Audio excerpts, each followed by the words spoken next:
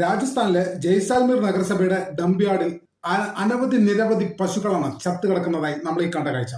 ഈ ഒരു വീഡിയോ വൈറലായതോടുകൂടി തന്നെ ജില്ലാ കളക്ടർ എല്ലാവിധ അന്വേഷണത്തിനും വേണ്ടി ഇതിനോടകം തന്നെ ഉത്തരവിട്ടിട്ടുണ്ട്. രാജ്യവ്യാപകമായി തന്നെ വലിയ രീതിയിലുള്ള പ്രതിഷേധങ്ങളും കുറ്റപ്പെടുത്തലുകളുമാണ് ഇതിന്റെ പേരിൽ നടന്നുകൊണ്ടിരിക്കുന്നത്. പശു സംരക്ഷണത്തിന്റെ പേരിൽ വലിയ വലിയ പ്രഖ്യാപനങ്ങൾ നടത്തിയിട്ടുള്ള ഭരണകൂടത്തിന്റെ ഇത്തരം അനാസ്ഥക്കെതിരെ കടുത്ത രീതിയിലുള്ള പ്രതിഷേധം രാജസ്ഥാനിൽ ഉടനീളം തന്നെ ഇതിനോടകം തന്നെ ഉണ്ടായിട്ടുണ്ട്. രാജസ്ഥാനിൽ മാത്രമല്ല, രാജ്യത്തിന്റെ വിവിധ ഭാഗങ്ങളിൽ ഇത്തരം പ്രതിഷേധങ്ങളൊക്കെ ഇതിനോടകം തന്നെ ഉണ്ടായിട്ടുണ്ട്. നിങ്ങളൊന്ന് ആലോചിക്കുകയും ഈ രാജസ്ഥാനിൽ നിലവിൽ ഭരിച്ചുകൊണ്ടിരിക്കുന്നത് BJP അല്ല, കോൺഗ്രസ് ആണെങ്കിൽ അല്ലെങ്കിൽ മറ്റൊരു പാർട്ടി ആണെങ്കിൽ എന്തായിരിക്കും ഈ നാട്ടിൽ നടക്കുന്ന വിവാദം?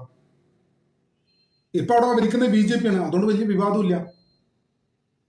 മറ്റൊരു പാർട്ടി ആണെങ്കിൽ ഇത് ലോകത്താകമാനം ഏറ്റവും കുറഞ്ഞത് ഇന്ത്യയിലെങ്കിലും വലിയ രീതിയിൽ ചർച്ചയാവേണ്ടി, വിവാദമാവേണ്ടി, കുറ്റപ്പെടുത്തേണ്ടി ഒരു സാഹചര്യമാണ് നിലവിലുള്ളത്.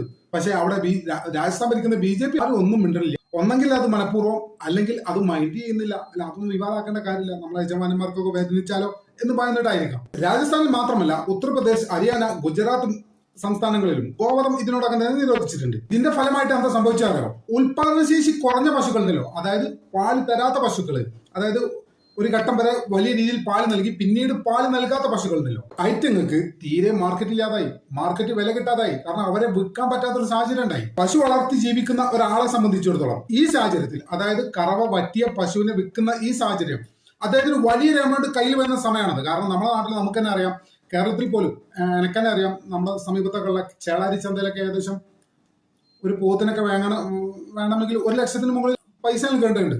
അത് ഒന്നുമല്ല, 2 വരെ എത്തുന്ന സാഹചര്യം ചില സമയങ്ങളിലൊക്കെ ഉണ്ടാവാറുണ്ട്.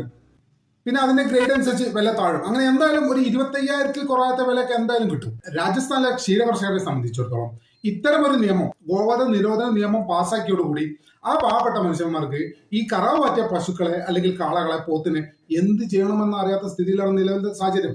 കാരണം ഒരു ഘട്ടത്തിൽ ഈ കറവ പറ്റിയ പശുക്കൾ വലിയ രീതിയിൽ വരുമാനം അവർക്ക് നൽകി കൊടുത്തിരുന്നു അവരെ വിൽക്കുന്നതോടെ.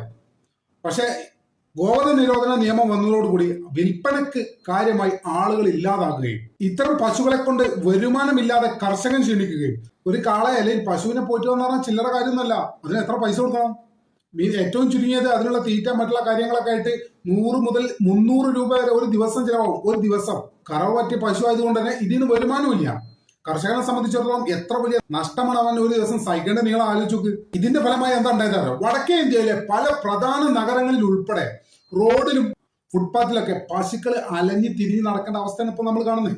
മാത്രമല്ല, ഇത്തരം പശുക്കൾ ഏതെങ്കിലും വലിയ രീതിയിലുള്ള കൃഷിനാശം ഉണ്ടാക്കുന്നു പറഞ്ഞാൽ വിളകളൊക്കെ വിറ്റകൾ തിന്നു. പശുക്കളോട് ഇത് പറഞ്ഞിട്ട് വല്ല കാര്യമുണ്ടോ? കർഷകൻ കഷ്ടപ്പെട്ടതാണ്, അവൻ വെള്ളം ഒഴിച്ചതാണ്, അവൻ വെയിലത്ത് പണിയെടുത്തതാണ്, അങ്ങനെ മുളച്ചുണ്ടായതാണ്, അത് പശുക്കളെ നിങ്ങൾ തിന്നരുത് എന്ന് പശുക്കളോട് പറയാൻ പറ്റുമോ?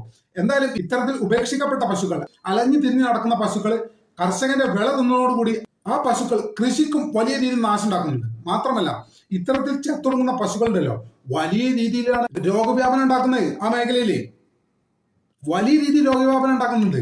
പിന്നെ സർക്കാർ ഇതിന് പറഞ്ഞ ഒരു ബദൽ മാർഗം എന്ന് പറയുന്നത് ഗൗശാലകളിൽ ഇത്തരം പശുക്കളെ, അതായത് ഇത്തരം കറവ് പറ്റിയ വരുമാനമില്ലാത്ത പശുക്കളെ കൊണ്ടാക്കാമെന്നാണ്. അവിടുത്തെ സൗകര്യങ്ങളൊക്കെ വളരെ പരിമിതമാണ്. ഒരു ഗൗശാലയിൽ ഒരേ സമയം എത്ര പശുക്കളെ നോക്കാൻ പറ്റും? നിങ്ങളൊന്ന് ആലോചിച്ച് നോക്ക്. 10 പശുക്കളെ നോക്കാൻ പറ്റുമോ? 100 പശുക്കളെ നോക്കാൻ പറ്റുമോ? നമ്മുടെ വീട്ടിൽ ഒരു 3 പശു ഉണ്ടായ അതിന്റെ ബുദ്ധിമുട്ട് നമുക്ക് എത്രയാണ്? അതേ സമയത്ത് ഗോശാലയിൽ 100,000 പശുക്കളെ എങ്ങനെ സംരക്ഷിക്കപ്പെടും?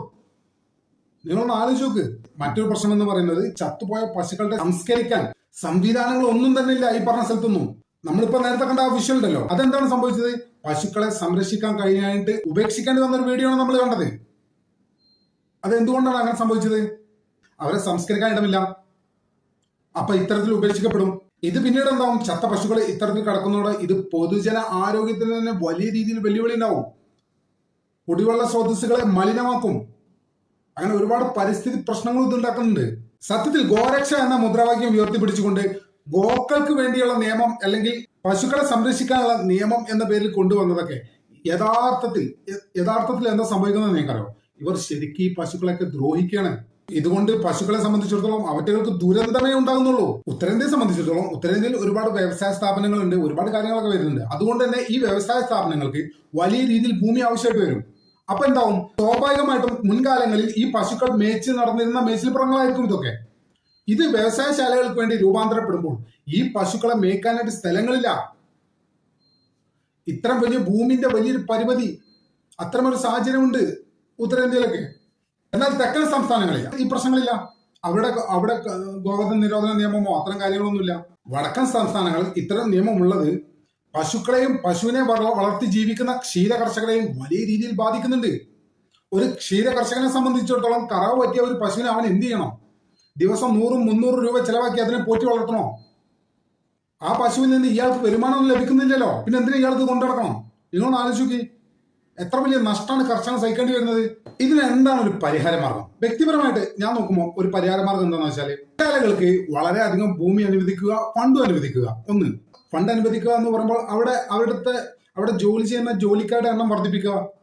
അപ്പൊ പശുക്കളെ പരിപാലിക്കുന്ന കാര്യത്തിൽ കുറച്ചുകൂടി ശ്രദ്ധ വരുന്നതാണ് എനിക്ക് മനസ്സിലായിട്ടുള്ളത്. അതുപോലെ തന്നെ ക്ഷീര കർഷകർക്ക് സബ്സിഡി, ഇൻഷുറൻസ് പോലുള്ള കാര്യത്തിൽ അതത് ഗവൺമെന്റുകൾ ശക്തമായിട്ടുള്ള പിന്തുണ നൽകുക. അതുപോലെ തന്നെ ബയോഗ്യാസ്, ജൈവവളം പോലുള്ള കാര്യങ്ങളുണ്ടല്ലോ, അത്തരം കാര്യങ്ങളിൽ ഈ കർഷകരെ പ്രോത്സാഹിപ്പിക്കുക. അങ്ങനെ ഒരു വിധത്തിലൊക്കെ ഇതിന് നമുക്ക് ഓവർകം ചെയ്യാൻ സാധിക്കും. അല്ലാതെ ഇത്തരത്തിൽ പശുക്കളിൽ റോഡ് സൈഡിലൊക്കെ കൂട്ടമായി ചത്ത് കിടക്കുന്നത് കാണുമ്പോൾ വ്യക്തിപരമായിട്ട് വലിയ ബുദ്ധിമുട്ട് കാണുന്ന വ്യക്തിപരമായിട്ട് ഇതൊക്കെ കാണുന്ന ഒരാളുകൾക്ക് വലിയ രീതിയിൽ പ്രയാസം നമ്മൾ ഓരോരുത്തർക്കും ഉണ്ട്. പശുക്കളെ സ്നേഹിക്കുന്നവരോട് ഒരു കാര്യമേ പറയാനുള്ളൂ, നിങ്ങൾ പശുക്കളെ ഇഷ്ടം പോലെ സ്നേഹിച്ചോ. പക്ഷെ യാഥാർത്ഥ്യ ബോധത്തോടെ പ്രായോഗികമായുള്ള പരിഹാരങ്ങൾ കണ്ടുകൊണ്ടാവണം നിങ്ങളെ സ്നേഹം. അല്ലെങ്കിൽ പശുവിനോട് നിങ്ങൾ സ്നേഹം എന്ന് പറഞ്ഞ് കാണിക്കുന്നത് മുഴുവൻ ആ പശുവിനെ ദ്രോഹിക്കുന്നതിന് തുല്യമാണെന്നുള്ള കാര്യം മറക്കരുത്. ഇതിന് വെറും വികാരം മാത്രം പോരാ, ശാസ്ത്രീയവും സാമ്പത്തികവുമായ സമീപനം വളരെ അത്യാവശ്യമാണെന്നുള്ളത് ഈ പശു സ്നേഹികളൊക്കെ മനസ്സിലാക്കണം. ഇപ്പൊ നമ്മൾ ഈ കണ്ട ജയ്സൽമേർ സംഭവം ഉത്തരേന്ത്യയിൽ നിലവിൽ നടന്നുകൊണ്ടിരിക്കുന്ന ഒരു കാര്യത്തിന്റെ കേവലം ഒരു ഉദാഹരണം മാത്രമാണ്. ഇത്തരത്തിൽ ജയ്സൽമേറിൽ മാത്രമല്ല, ഉത്തരേന്ത്യയിലെ പല പട്ടണങ്ങളിലും ഇത് തന്നെയാണ് അവസ്ഥ. ഇതിനെ സംബന്ധിച്ചിടത്തോളം ഇതിനോടകം തന്നെ വലിയ രീതിയിൽ പൊതുജന പ്രശ്നമായി മാറി കഴിഞ്ഞിട്ടുണ്ട്. നിങ്ങൾ രാഷ്ട്രീയവും മതവും പറയുന്നതിനിടയ്ക്ക് കർഷകരെയും പശുക്കളുടെയും ക്ഷേമം ഒന്നിച്ച് പരിഗണിക്കേണ്ട സമയമാണിത്. നിങ്ങൾക്ക് വോട്ട് കിട്ടാൻ വേണ്ടി നിങ്ങൾ ഗോമാതാ സ്നേഹം പറയരുത്. അതിന് പ്രാക്ടിക്കലായി നിങ്ങൾ സമീപിക്കണം. നിങ്ങൾ പശുവിനെ സ്നേഹിക്കുന്നു, അതുകൊണ്ട് അറക്കാൻ പറ്റില്ല, ഓക്കെ ശരി. ഒരു കൂട്ടം ആളുകളുടെ വിശ്വാസം എന്നുള്ള രീതിയിൽ നമുക്കതിനെ പരിഗണിക്കാം. ഒരു കൂട്ടം ആളുകൾ എന്ന് പറയുമ്പോൾ ഹിന്ദുക്കളിൽപ്പെട്ട ആളുകൾ, എല്ലാ ഹിന്ദുക്കളും ഇങ്ങനെയൊക്കെ തന്നെയാണ് നമ്മളൊന്നും പറയുന്നില്ല. അതിൽപ്പെട്ട വളരെ തീവ്രമായ നിലപാടുകളുള്ള ചില ആളുകൾ, അവർ പശുവിനെ ഭയങ്കരമായിട്ട് സ്നേഹിക്കുന്നു, സ്നേഹിച്ചോട്ടെ, ഇഷ്ടം പോലെ സ്നേഹിച്ചോട്ടെ. പക്ഷേ ഇതിന് പ്രായോഗികമായിട്ടുള്ള പരിഹാരം കാണണം. പശുവിനെ സ്നേഹിച്ച് ഞാൻ പശുവിനെ സ്നേഹിക്കുന്നതെന്ന് പറഞ്ഞ് ഇൻസ്റ്റഗ്രാമിൽ പോസ്റ്റ് ഇട്ട് പുരയിൽ ഉത്തർന്നാൽ പോരാ, ഇതിനൊരു പരിഹാരം വേണം. പശുവിനെ സ്നേഹിച്ചാൽ മാത്രം പോരാ, പശുവിനെ സംരക്ഷിക്കണം. പശുവിന്റെ ജീവിതകാലം കഴിഞ്ഞിട്ടുള്ള അതിന്റെ സംസ്കരണത്തെക്കുറിച്ച് ബോധം വേണം. അല്ല പശുവിനെ സ്നേഹിക്കുന്നു എന്നും പറഞ്ഞ് പാവപ്പെട്ട ഏതെങ്കിലും ഒരുത്തന്റെ നെഞ്ചത്തേക്ക് ഓടിക്കേറണമല്ല പശു സ്നേഹം. അത് നിങ്ങൾ രാഷ്ട്രീയം കളിക്കുന്നതാണ്. നിങ്ങൾക്ക് പഞ്ചായത്ത് പ്രസിഡന്റും പഞ്ചായത്ത് മെമ്പറും ആവാൻ വേണ്ടി രാഷ്ട്രീയം കളിക്കുന്നതാണ്. അതല്ല ഇവിടെ വേണ്ടത്. സത്യത്തിൽ ഇതിനെ സ്നേഹിക്കുന്നു എന്ന് പറഞ്ഞ് നിങ്ങൾ ഈ ചെയ്യുന്നോക്കണ്ടല്ലോ, ഏറ്റവും വലിയ പശുദ്രോഹമാണെന്നുള്ള കാര്യത്തിൽ നിങ്ങൾക്കെങ്കിലും ആ ബോധം വേണം. എന്തായാലും നമ്മുടെ ചാനൽ ഇത് സബ്സ്ക്രൈബ് ചെയ്യാത്ത ആളുകൾ ഇപ്പോൾ തന്നെ സബ്സ്ക്രൈബ് ചെയ്ത് പിന്തുണ തരണമെന്ന് വളരെ വിനീതമായി അഭ്യർത്ഥിക്കുന്നു. മറ്റു വീഡിയോയുമായി ഒട്ടും വേഗം തന്നെ കാണാമെന്ന പ്രതീക്ഷയോടെ തൽക്കാലത്തേക്ക് ഇവിടെ പറയുന്നു.